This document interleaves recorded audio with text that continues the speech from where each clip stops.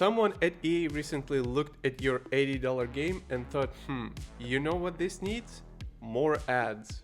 And I genuinely cannot believe we're having this conversation. EA's VP of advertising literally went on record saying developers should design ads for games during production.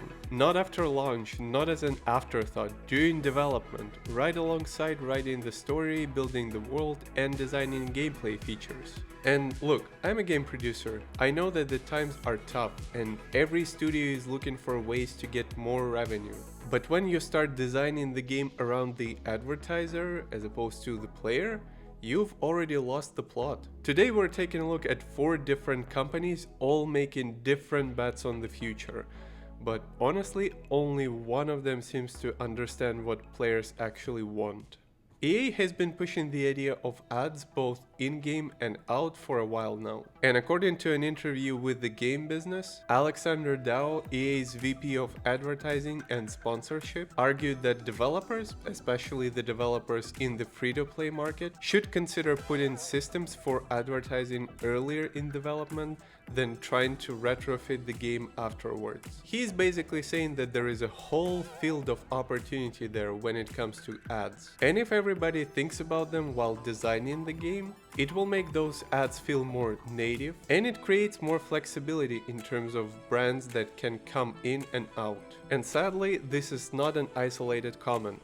Far from it. EA formally launched their new platform called EA Advertising just a month ago or so, which includes dynamically served billboards, scorecards, and broadcast overlays in EA sports games. It also includes branded challenges, rewards, cosmetic items, and a lot of other things, all integrated in their proprietary Frostbite engine. So EA is not just experimenting with a few sponsored billboards. It appears to be building an entire advertising infrastructure that can be used across multiple games. And this whole thing started happening a while ago. For example, a few years ago there was this whole big thing when EA put advertising on the replay screen of the UFC 4, faced a ton of backlash, and then quickly removed it. At the time they apologized, admitted they were wrong, but apparently learned virtually nothing from this whole experience. And I don't know about you, but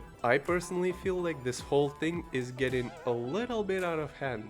I mean, I get that greed is a very powerful motivator. When your games can't earn the money you want them to, you've already laid off everybody you could afford, and you don't want to take risks with new and original IPs, you start looking into other potential sources of revenue. That's probably where people with some free-to-play mobile experience came in and offered a solution despised by many. Let's put ads everywhere. And from a business standpoint, the argument is pretty simple. If players are already spending hundreds upon hundreds of hours in the game, why not sell advertising space in them as well? And it's all well and good if your only objective is money. And I don't know if these people are familiar with video games at all, but gaming is a little different than watching a movie or a TV show, or scrolling through social media for that matter. Players are not passive viewers, they are actively participating in the experience. They are building a character, competing against each other, exploring a world, or trying to complete a difficult challenge. That means an ad can feel less like a normal commercial and more like an interruption to something the player is actively doing. From a game production perspective, the question is not whether you can add ads into the game. You definitely can. The biggest question is whether or not should you, because if you decide you do, there is a whole lot of other things that needs to be taken into account. Stuff like where are you going to place those ads, how frequently they appear, and whether or not this game stops being an entertainment and starts being just an ads engine. If a branded challenge, for example, fits naturally into the world, some people might even accept it. Or if a billboard, for example, is placed on a digital stadium. But if rewards, progression, or cosmetics starts being designed primarily to support advertisers, the player experience could change very quickly. Like, I don't know, a Visa branded Normandy skin for Mass Effect, a Red Bull skin for Apex Legends, or I don't know, something even more ridiculous like McDonald's armor for Dragon Age. I mean, that's crazy, right? Personally, that's definitely not the future I want for video games, but executives at EA apparently are not seeing an issue here. And I think somebody has to remind them that AAA games are not mobile, no matter how much they want them to be. And some strategies that work on one platform just aren't going to work across all of them. But while EA is designing games around ads, some publishers are proving times and times again that when you simply make a great game, the money takes care of itself. Companies like Take-Two and Rockstar are probably hiring trucks right now to carry the buttload of money their upcoming game will generate, as analysts are already estimating how much GTA 6 will make. The short answer is a lot. According to an analyst from Newzoo shared by Insider Gaming, despite the GTA not having a PC version at launch and the slight backlash the company faced after the pricing was announced, the game is still set to make anywhere between $3.2 and $5.2 billion in just 1 week. They're saying that pre-orders alone are through the roof, as by their estimation the game has already generated over $180 million, with the worldwide total closer to $260 million. And that number will likely continue to grow as Rockstar shares more details about GTA 6. Considering that we haven't even seen a single confirmed gameplay footage, I'm sure that the biggest spike is still ahead. Of course, these are just analyst predictions at this point, and neither Rockstar nor Take-Two confirmed any of these numbers. Still, considering the historical performance of GTA 5, which made $1 billion after just 3 days of being released, I mean, these numbers make sense to me. In fact, the more I think about it, the more I realize that these numbers might be too low, considering that a lot of people might still be on the fence about this game, as both Standard Edition and Ultimate Edition, I mean especially Ultimate Edition, they are not cheap. And we still don't know quite a lot about this game, especially when it comes to gameplay. But once all the YouTube, Twitch, TikTok and all the other platforms start getting flooded with the GTA related content, that's when the majority of those pre-orders will arrive. Of course, there is still some operational risks when it comes to Rockstar. They will still actually need to deliver this game after 2 very public delays and all the technical problems that might happen on day 1. And I'm not sure if I ever saw a game that faced so much expectation. Delivering on those expectations is probably the biggest challenge the company has so far. But even this pales in comparison to how big of an event this launch is going to be. But not every company can rely on GTA size release. As for Netflix, for example, the situation is entirely different. The streaming giant is still trying to figure out what kind of role they want to play in video games. After years of experimenting with their games, it looks like Netflix may have found a more suitable direction for its gaming division. At least it looks like after the launch of its new game, Unhinged. If you haven't heard about it, Unhinged is a new single-player horror game developed by Netflix-owned Night School Studio. The game is relatively short and you can complete it in under an hour. But it has some interesting ideas, and to play it you need to actually pair your smartphone as a controller. After the game was released, Night School Studio director and Netflix's head of narrative games had a pretty interesting interview with the game business, where he said that the initial response was quite strong and that the title brought a lot of first-time players into the Netflix's ecosystem. Now, he obviously decided not to share any specific information about the player count or any broad sentiment from players, as personally I cannot imagine this game attracting millions of people. But it seems like the company has already started thinking about making more games like this, like making some sort of anthology structure, multiplayer possibilities, or even making a TV show or movie adaptation out of this. Personally, I think that narrative experience like this is where this company could really shine, as with games like this, they don't need to compete directly with PlayStation or Xbox or any other big publisher. They don't need to create massive open world games that require hundreds of millions of dollars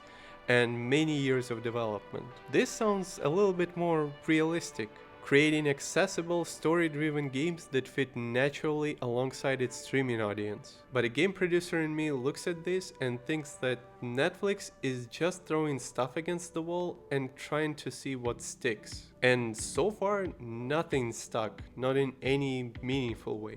Ever since their game development department was formed, they've been struggling with picking a lane. I mean, let's recap the last few years. They acquired a bunch of studios and launched a bunch of new IPs. And some of them worked, like Oxenfree for example, but most of them didn't. Then they laid off a bunch of people, closed several studios, changed their management, and changed their direction. And now here we are with something else entirely.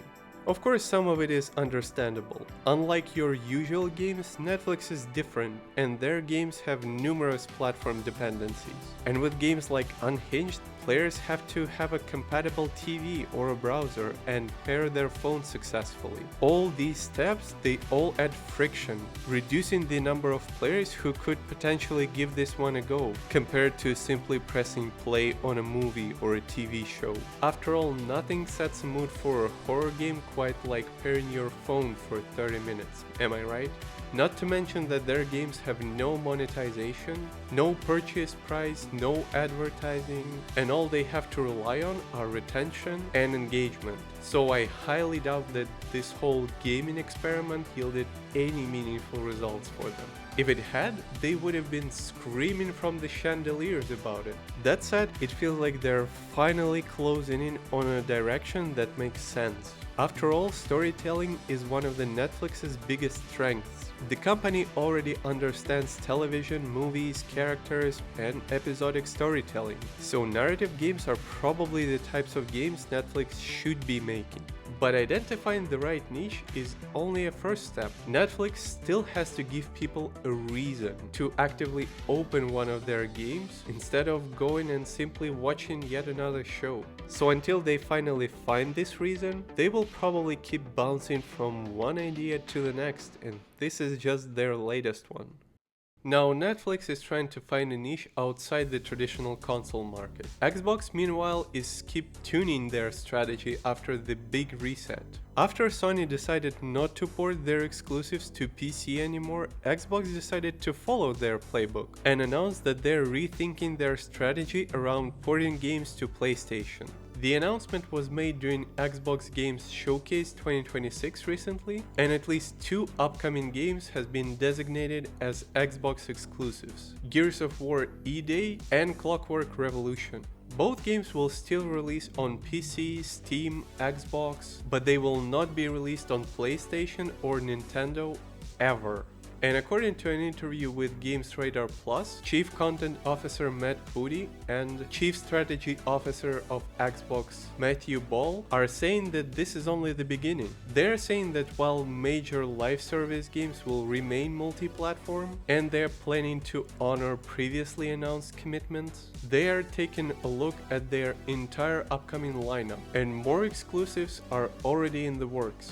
The main reason is, of course, dwindling console sales, and the fact that the company wants to reward, as they put it, players for deciding to buy an Xbox. And similarly to Sony, their official position is that PS ports created some value, but it essentially fell below internal expectations. With that, the leadership of the company understands that some exclusive games will sell fewer copies in short term, but believes that the net value will be offset through hardware. And I mean, with the imminent arrival of their next-gen console Project Helix, this is probably an expected move. Both console manufacturers want to accumulate as much leverage as they can before their next console hits the shelves. What doesn't make sense to me yet is why they decided not to pull the plug on their other games, like Fable, like Halo Campaign Evolved, and Forza Horizon 6. Unlike Sony, it feels like Xbox does not have as many big ticket items to really leverage players to buy their console.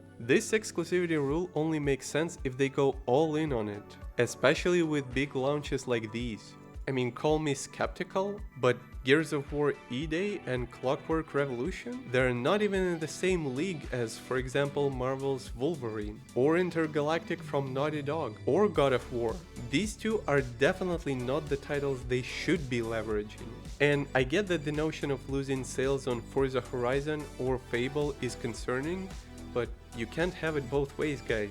Despite me not liking Sony's decision to stop PC ports, at least they are consistent with their strategy and understand which titles are going to give them the most leverage. With Xbox, it still feels like they want the benefits of exclusivity without the sacrifice, and that is exactly how you end up shooting yourself in the foot.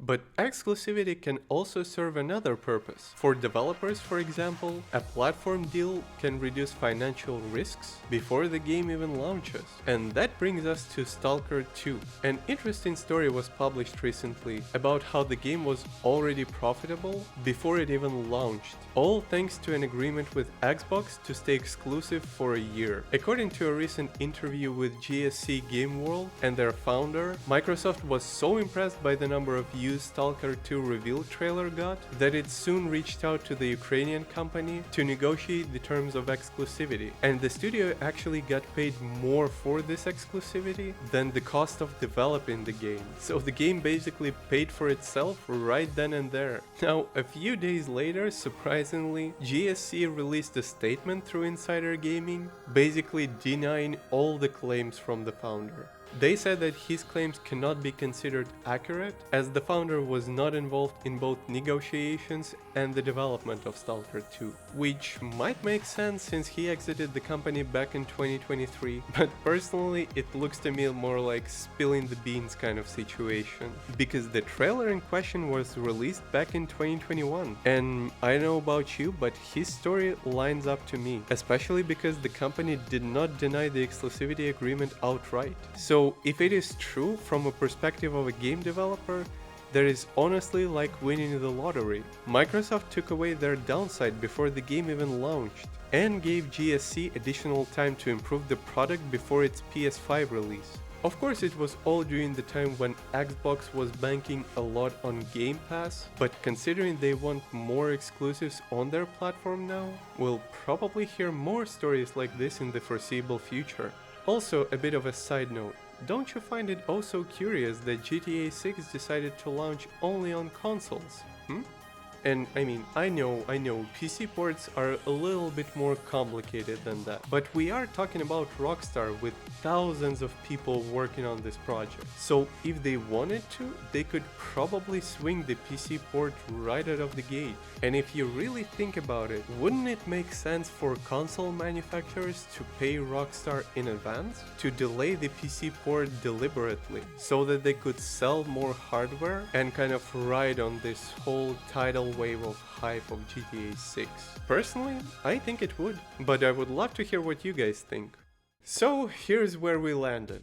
EA wants not only your money but your attention as well. Xbox wants you locked in their ecosystem. Netflix still hasn't figured it out yet. And Rockstar? Rockstar is about to make billions in a week without doing any of it. Funny how it works, right? It is almost as if you keep building a brand with good games around it, people will be ready to give you their money without even asking for it. And if you want to see when the rest of gaming companies will actually catch up to this strategy, subscribe, as it is exactly what we are talking about on this channel. Also, let me know in the comments if you are comfortable with where the game industry is heading, or if you think that these companies are too focused on the revenue. Thank you for making it this far, and with that, Alex is signing off for today.